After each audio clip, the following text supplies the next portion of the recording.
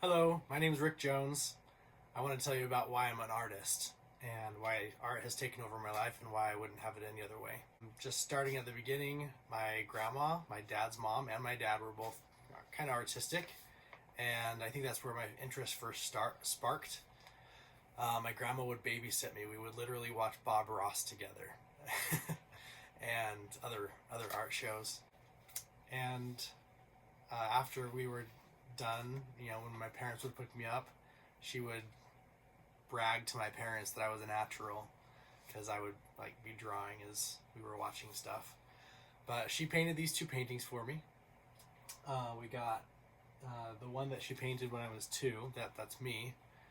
It's of our dog Kingo that I had at the time. And then this one she painted when I was in high school. Somehow we came up with a subject and she did it for me, and I was really pleased with it. They're definitely prized possessions of mine to this day, since she's gone over 20 years ago. She's been gone over 20 years. One day when I think I was in elementary school, she pulled me aside and she showed me a clipping of a famous painting called The Scream. And she said to me, "You could do that. You could do something even better than that." And at the time, I didn't quite believe it. But her telling me that has stuck with me ever since. When I was in elementary school, some random local artist offered after-school art classes, and he taught us some cartoon stuff and whatever, but also he taught us how to draw the features of the face. He even taught us the word caruncula. You can look it up, but I remember him specifically teaching that. But one day I took one of my drawings from one of the classes I was taking from him and showed a friend of mine that was my age. And he said, "There's no way you could have done that. It's too good." And that definitely stuck with me, that I guess I have some talent. Then in 5th grade, a friend of mine who I would hang out with a lot at recess or whatever, her name was Erin, I decided we had some time and I drew a picture of her using my skills that I had learned about drawing the features of the face. And she took it home, and her mom sent a note back to me with a $2 bill thanking me for it. And that was really cool, and it's something I've remembered this whole time. A long time ago. I'm 40 now, just so everyone knows. But it just kind of made me think, wow, I guess I can make an impact with my art. Then I went through junior high, took a few art classes here and there. In high school, our high school would literally purchase art from students, and they had them hanging all in the hallways. And when I first started there as a sophomore, I said, just in my soul, I'm like, I want to get one of my art pieces up there. And so I took as many art classes as I could around all the other school classes. And in my senior year, I was in a class with my teacher, Mr. Bill. And if you're watching this, Mr. Bill, somehow, you're a great guy. He was super quirky and funny, but really passionate about art. And he gave us an assignment one time to draw a celebrity. So I was searching high and low to find something that I could draw, and I couldn't find anything that I wanted to draw. But then finally I was at one of my friend's house, and her mom had on her wall a picture of all 4 Beatles looking to the side. And I'm like, that's what I'm going to draw. Even though it was 4 people instead of 1, it spoke to me, and I wanted to draw it. So I was able to secure my place as a TA in Mr. Bill's class, a different class of his. So in my class where I had the assignment, I would work on the drawing. But then when I was working as the TA, if I wasn't actually doing anything to help in the class, he just let me take the time to work more on this Beatles portrait. And he literally played Beatles music, I think to just support me in the endeavor. And they didn't actually end up buying that one because they already had a Beatles art piece in the hallway, and they just didn't want another one. So even though I was proud of it, but at the same time, I got to keep it. So the next assignment they gave, I was able to find a small little picture in a National Geographic magazine that I wanted to draw, and I blew it up to be like 3 feet tall, and I was just able to use my eyes to just make it work, just blow it up big, and they ended up purchasing that from me. So it was my inner goal achieved. After high school, art was still a part of me, but I didn't have any art classes or anything like that. I ended up serving a mission for my church. I went to the Philippines, of all places. I had different companions through different periods of time. I would always offer to draw them, to just do a portrait of them, and they always appreciated it. One of my companions told me that the eyes really made the piece. And then fast forward, let's see, about 10 years after just kind of doing other things, I decided I wanted to do something else that was going to add to my portfolio. So I put it out on Facebook. I put a picture of my Beatles piece on Facebook and said, hey, does anybody else want to commission me to do something like this?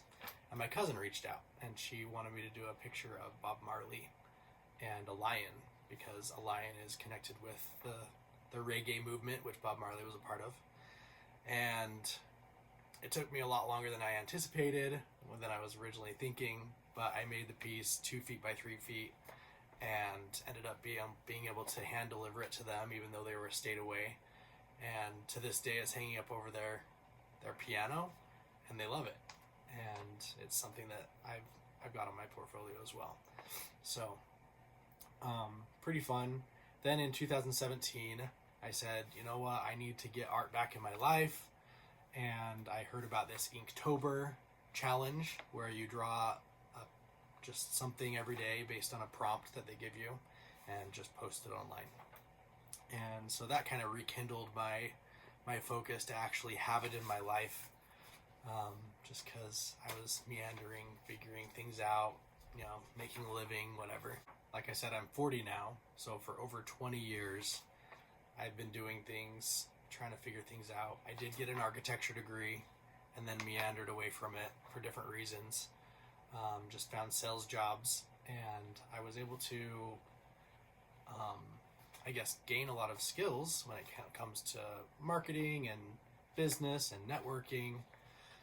But I was doing it all for somebody else, really, even though they were paying me to do that for them. And I realized over time that art isn't just something I enjoy, it's literally who I am, and it's my calling.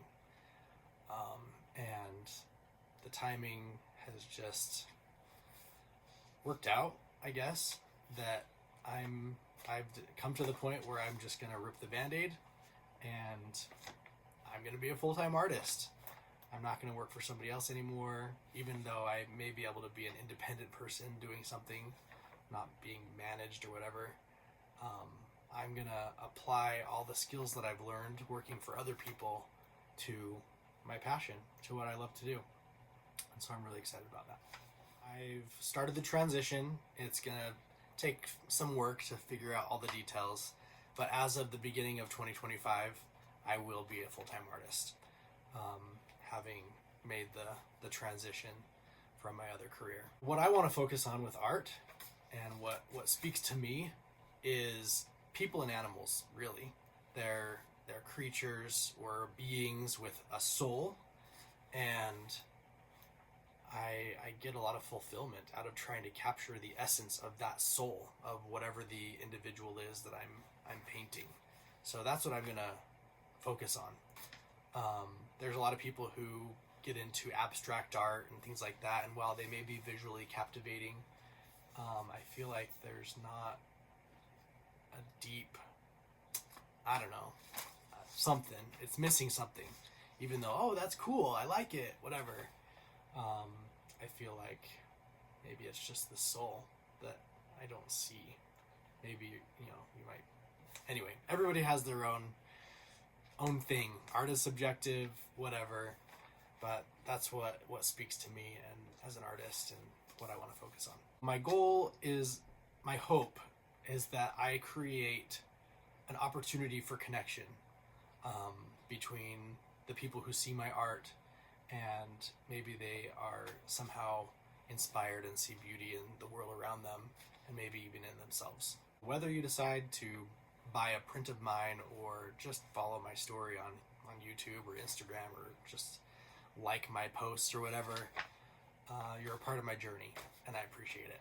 Your encouragement and support means the world to me. It helps me grow, create, and share my work with the world. To anyone that just cares to follow my journey behind the curtain a little bit more, other than maybe a video or two, I just kind of share what I'm doing on a weekly basis with people and just what I've been thinking about regarding art. You can send me an email. My email is rick@ricktheutahartist.com, and I can just make sure you get on my email list. Thanks for supporting me. Thanks for being here. Thanks for being part of my journey and letting me share my passion with you. If you like the video, if you want to see more about what I do in the future, obviously follow my YouTube page, which is subscribing, and something that even helps even more is share something, comment about your thoughts. Maybe send something of encouragement to me, build my self-esteem a little bit, and my morale. And like the video. Every like literally helps me just with my presence, essentially, as you probably already know. But that's how you can support. Your support does mean the world to me. I really appreciate it. And until next time, keep creating.